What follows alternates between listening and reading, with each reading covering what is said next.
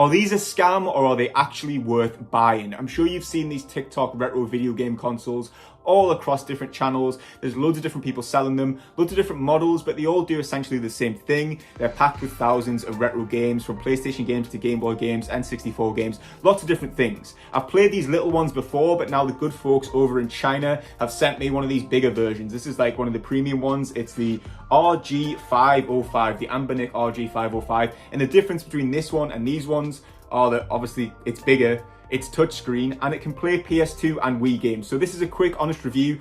The footage you're going to see is the first time I've ever played anything on it. I'm not going to speed anything up so you can see the frame rate. So yeah, let's get straight into it.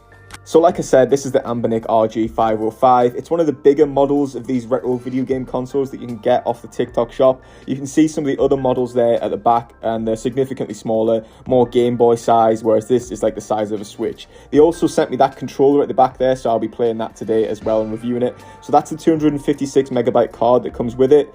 It's got a few thousand games. It's got NES games, SNES games, N64 games. They all play great, by the way. I just want to prefix by saying that. All those games that you'd expect it to handle that don't have like a big impact or a big kind of strain on the CPU.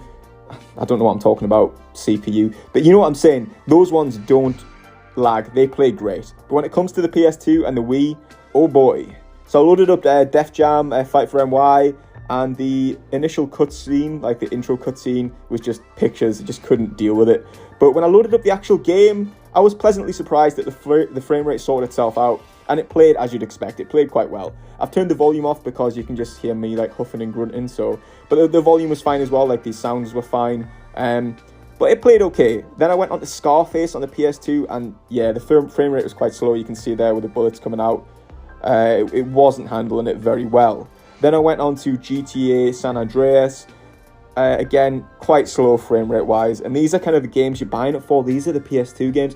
What's the point of buying this if the PS2 games don't work in it? Like I say, there's only like 22 on it, but you can load your own on it if you know what you're doing. You can put it on the memory card. It's essentially just an Android system. So if you know what you're doing, you can put your own games on it. But it was struggling to handle some of these. So then I thought, okay, I'll try the Wii. So I loaded up Zelda.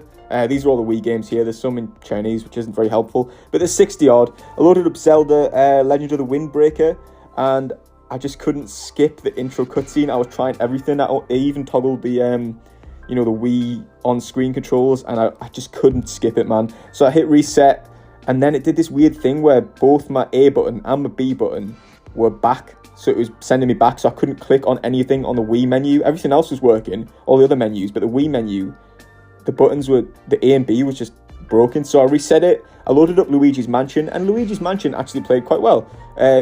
Frame rate wise, sound wise, everything, gameplay, perfect.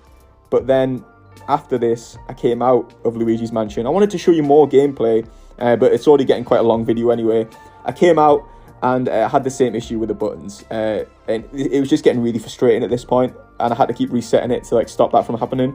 So I thought, to quell my frustrations, I tried this because I wanted a different game experience, and according to this box, give you a different game experience was what I was going to get with this controller that they sent me. So I thought I'd give that a go. It worked on the menu screens fine to choose the games, and then I quickly found it felt quite good as well. It's like Switch buttons for the Nintendo Switch, but it should be compatible with this.